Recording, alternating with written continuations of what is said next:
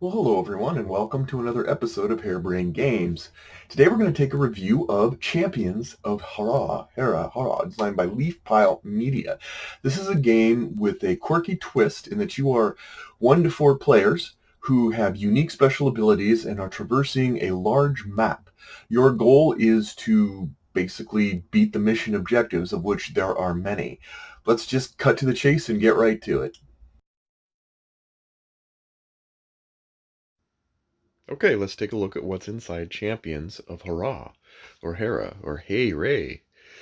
There are 7 of these tiles that are separated but are arranged in a certain particular pattern at the beginning of the game. Each of these tiles has 6 traversable areas for units to go travel across, and then each has its own custom stack of monsters and events. There are 2 sides to these tiles. The bottom side, and I will show you a little bit of an example of that, is not different gameplay wise. It just simply subdues the artwork a bit more so that the cards, when they're laid out onto these tiles, pop out a little bit more. I cannot stand not looking at this, like, just absolutely gorgeous artwork on each of the tiles and each of the hexes. It's just astounding. So I always play with it, even though it does make it a little busy. It's worth it for the rich detail that each of the art pieces really says. So evocative. We'll get into that. You can clearly tell that's a pro. Each player is going to get their own board. There are 3 energy tracks. There's a health track and a spirit track. This is the same for everybody. What's different for everybody is their different character. They're very different characters in the game. Persephone here has her custom deck of cards. Everybody starts with a Dreamstone and a quest, but we'll talk about it later. And she has her own sort of currency, which is fear. Everybody starts with starter cards, noted with the yellowish 4 corners. Everything else is custom to the particular character, and they are very, very different. They have upgrade cards that are different, so when you upgrade you're going to get a unique ability. So this here is very customized for each player. Beyond that, there are various chits and tokens. No big deal there. There is a set of items that you can obtain throughout the game. These are not randomized in any way, shape, or form. You will earn those during play, and you'll know what they are. They're numbered, similar to sort of Fallout and some of the other games where you have a deck, you know what they're going to be. You just have to get the right card to do it. Dusk is in World Shift are different hexes that come about during the course of the play. The cycles of the game are day and night. So you have day 1 is at dawn, and then dusk. Day 2 is dawn, dusk. Day 3 is dawn, dusk, etc. Then we have really the box. These are the characters. Nothing in particular. There's pretty clever artwork. I actually really like the figurines. They really do match well with the characters. Again, you have such different characters. Each of these is a very different style of play. And then you have corruption or corrupted. There are 3 corrupted monsters in the game. Certain scenarios will use these corrupted, and they are like monsters, except that they are a little bit more supercharged, more health, and special attacks that happen at the end of each turn. That's it for what's in the box. Only the rest suggestion would be is if you can grab this off of Board Game Board Game Geek, you will find that this is a very helpful layout. The manual, unfortunately, while being very, very detailed, did miss out on a couple spots, and one of those things is really just nailing down the actual game flow. So you also have in the manual, you'll have a bunch of scenarios. You can play PvP, which is sort of a free-for-all. You can play these scenarios here, which have 3+ players, 2+ players, and a solo. Each of the characters has scenarios custom to it, and you're just really going to play through all of the different scenarios that focus sort of on the backstory of a given character. Very clever. They're all very, very different. And with that, let's get to an example of gameplay.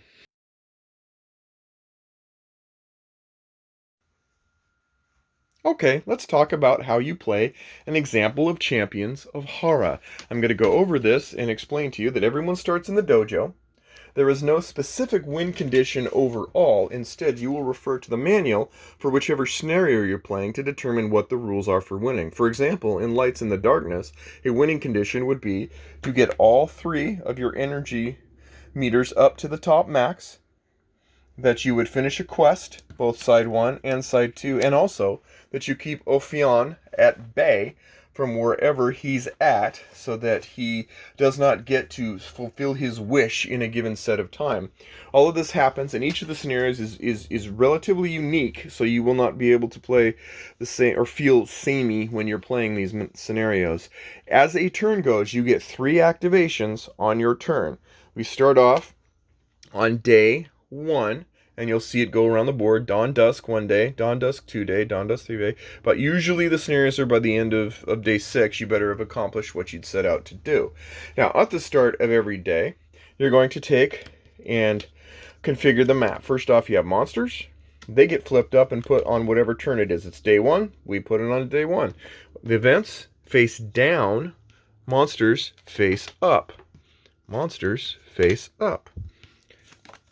And this happens at the start of every day. Now, every player has a chance to do actions. As I said, 3 activations. So, for Persephone, she's going to use some of her built-in actions. These are the 4 she starts with. She's not going to get any more until later. She's going to use Dash. Dash is a very common one that says, move 2. She's going to play that out on the table. And she's going to move 2 spaces. Let's have her move from here, say, to the red riftling. Now she has a second activation, and she has some choices to make. She could deal 2 damage, range 0. That seems kind of like a good idea. She could do even more damage if she was scared or terrified. And that's where her special resource and currency comes in. She gains fear as she takes damage. And the more damage she takes, the more fear she obtains, and that fear can help boost certain cards based on the card text and ability. So we're going to go ahead and deal 2 damage, range 0, place that there. Boom! Hit you for 2 damage, and you have to do all or nothing. If you can't take out a creature in your turn, then it just reheals all the way back and says, haha, sticks and stones. So, defeated the monster with 2 hit points. Had that not happened, and had she not been able to kill off Red Riftling, then at the end of her turn, all the monsters in range will attack and would do, like, for example, 1 damage and 0 range. However, we don't have to worry about that. She took the monster out first. Red Riftling is going to give us 2 red boosts. There you go. And that's an example. Now, for a third action, for example, she might use Shadow Form and say move up to 2. Well, let's move somewhere in the vicinity of maybe something else we want to do. And that's it. Those are her 3 activations for the turn. Now, this is what's interesting. When she is done, she's going to flip these cards over to the onboard side. And then you will find that these cards have a secondary ability, a different ability that happens on the board versus when they're in your hand. She's wait till next turn to do that, but that's one of the interesting things about this game that stands as unique among other games of its type. So she's done some work, she's finished that up, life is good. Let's move over to Soph. Soph is a different kind of creature. She uses mana and heat in a sort of a dance of gaining heat, getting mana, using mana, gaining heat. She's an interesting character as well. She also starts off with the same 4 cards. And all of these are ones that she can use in her hand. Everybody gets Dash, so she's going to use Dash too. That's probably going to be pretty common. And she's going to move over to Jug Blowers. Well, why not? She can then choose to deal some damage if she wants. And that we're going to show you an example. So she can move up to 1. Her next attack this turn deals +1 damage, but costs a mana. Well, we have mana. Look at that. So we're going to spend down to 4. She's going to get a double extra attack for her next attack. So she's going to deal 1 damage, range 3. And that's going to be 1 damage plus the extra boost from the previous turn. Once again, she too loses or beats the monster. And look at that. Now her reward is 1 green, but she also has this, which says she can get card 11 and take control of it. Also, she gets a spirit, which is another form of currency. Card 11, look at that. The Jug of Swamp Juice. Your attacks with a single target gain +1 range. That is valuable and cool. So once again, her turn is done. She's done her 3 actions. She flips them over. And there you go. And that is the end of the Dawn phase. At this time, our enemy would roll the dice, and whatever happens there, the corrupted would activate that special ability, which can do a number of different things. We're not going to go too much farther. Then we move to dusk. At dusk, certain of these cards will get placed on the board, and these can be crazy angry monsters. There's a ton of stuff, the kind of supercharged dusk monsters that come out and sort of wreak havoc. Also, and then all players they get another turn for dusk. When you switch to the next day, before that happens, you get a world shift card. This is crazy because it literally moves placards. So you're going to move one hex grid or group of hex grids from one end to another end and flip them over and around, which is going to mess up the map even more and bring chaos into your otherwise chaotic world. Now let's go over a couple other things before we close up. If any energy meter gets to here, this is a level up. At the end of your turn, you may go in and then find the color coding cards and choose one of these cards, these boost, like extra cards, to add to your hand. So as you level up, you're going to get more powerful. You're going to get cool cards you can add in that add in, so you're going to get all of what you had before plus extra benefits, and kind of help shape and craft your character based on some choices you get to make, which is a very interesting way to do it. So you get 3 upgrades, one for each of these that you get past. Also, once you get to each character has a primary color, and when they get to the top of that, they're able to grab an ultimate card. Ultimates are these one-shot cards that just do crazy things, but they're so powerful you only use them once a game, and then they're back in your deck. And that's that. As for other things beyond monsters, there are events, and when you land on an event, you always get some benefit for landing on an event. You're going to get some sort of boost because you're taking the risk. You get at least some reward. Then you have to risk some spirit, so you could change your spirit up and down on the track to say, hey, 7, I'm going to risk 3, roll the dice. Oh, 2, which is I'm glad I risked 3. 3 plus 2 is 5. 5 is enough to succeed in this. You're going to get a benefit, or if you lose, not. Either way, they're gone. You also have rifts that you're going to close, a variety of other things going on, lots of equipment, lots of things going on in this game. So that's an example of what we have going on. I will now bring you into my final thoughts on what I think of Champions of Hara. Okay, final thoughts on Champions of Hara. Someone will explain to me what the definition is, I am sure. Let's go over the cons first. I will say that the rule book is an excellent endeavor and a great attempt to provide all the information that you need in the game. It does have some gaps. There are some curious placement issues with where information went that kind of got me a little bit sidetracked before starting with it. It's clear that an immense amount of effort was put in to try to cover everything possible. It majors on the major, and there are just a few minor issues that kind of made me have to go double check and stuff. Content-wise, there's decent amount of content here. I think that it does run into limits over repeated plays. If you dive in, you will find out quickly that you wish there was more. Not necessarily the sign of a bad game, is it? In this regard, it almost makes me wish that there was an app component. I know, for some it's verboten, and this is perfectly fine without it, but I could have seen a tremendous amount of content explosion if you were able to take certain of the elements and drive them from an app. Just a thought. That said, it's not a death knell. It's not completely devoid. It's not a sample plate or a trial pack. There's plenty of content here. Over repeated plays, you will wish for more. I had a devil of a time explaining the up and down cards, although for the most part, it's not a big deal. I think I was distracted from the video of like, hey, blah, blah, blah. But you do have to be mindful of the fact that you're playing cards in your hand versus cards on your in play, and that. Once again, a tiny nuance. The deterministic combat is not necessarily for everyone. If you're used to kind of a more exciting, what's going to happen, you are not going to find that huzzah, that moment, that touchdown moment. Instead, you're going to be planning ahead almost quietly, and sort of like you're at the library shush kind of fashion to go, okay, I have enough to do this, I can plan it out, I did it, okay, cool. That's, again, not a tremendously poor indictment, is it? So let's just go right into the things I loved about this game.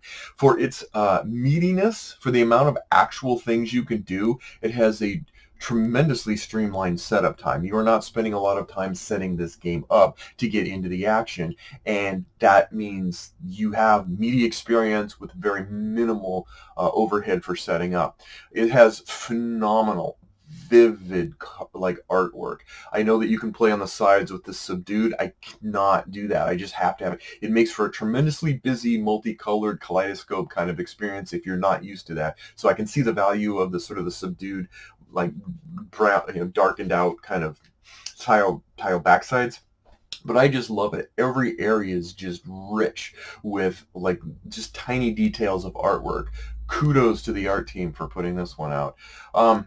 Each character that you play is very unique, and that matters a great deal. It reminds me somewhat of a game, War of Indians, Champions of Indians, where each character is so incredibly different that you literally do feel like you're playing almost Mortal Kombat Street Fighter kind of, I choose this guy, this girl, this person because they can do this and that and this and no other character can. And that's the character I like to play with the best. You get that feel here from the character that you choose. You are not choosing rote characters who have a basic up or down in stats. That's not how it works, and that's really exciting. The monsters, they're a little different. They're more static in that they're combatants. They have certain skills and they give certain things, and you'll know ahead of time what those will generally be. And so, in some you can even make allies, kind of thing, although it's not quite the same as they're now on your side. Uh, it's not mind-numbing, and that's a good thing because it's more a highlight reel of decisions that you're making on your turn rather than trying to calculate with an abacus the best move, something that the Mage Knight, one of the games it's compared to, is more of. The hand management boosts are great. They give you a nice paced curve. You start basic. You start with a few basic rudimentary cards, and you can do okay with that. And then you get more powerful as you level up in the different tracks. You get more powerful and more capable. It's a great feeling to be able to go like, I started strong and here I am, typical RPG fashion. I started as a weakling with a spear. Now I'm a man of war with sharp teeth, stuff like that. So a very nice balance between predictability, which is what the combat is, very predictable. And then you have these seismic moments that the situation shifts. You'll be changing one tile out for another. Suddenly the spatial issues change. You have monsters near you didn't expect to have before, etc., etc. Very nice pace. So in conclusion, this has been compared to Mage Knight by so many people, but it really has... yes, it could be a lighter version of Mage Knight. I could see people coming to that conclusion, but it's so much different. The game it seems most similar to me in is Unicornus Knights, another game that had almost the opposite problem. It had way too much time to set the game up, but when you did, you found pockets of monsters and creatures, each one individual. Your character was unique. The monsters were unique. You had these unique places to go and benefits and drawbacks of each one. This is sort of a lighter version of Unicornus Knights, more so than, with a touch of Mage Knight, the card elements being Mage Knight and stuff. But really, it stands on its own merits and does just fine. And I would be able to introduce this game way faster than I could Unicornus Knights or Mage Knight to some of the more, hey, let's just play a game kind of audience, and they would have a really good time. 10 to 15 plays, I think, would be about right before it starts to get a little samey. This does scream for expansions. I know there's one out there. I don't have it yet. But I do think that this could easily be filled with content packs that just keep it going, particularly the characters. Such an amazing job making each character you play very distinct and very unique. Love it. So, Champions of Hara, hip hip hurrah! We'll see you next time on Harebrained Games.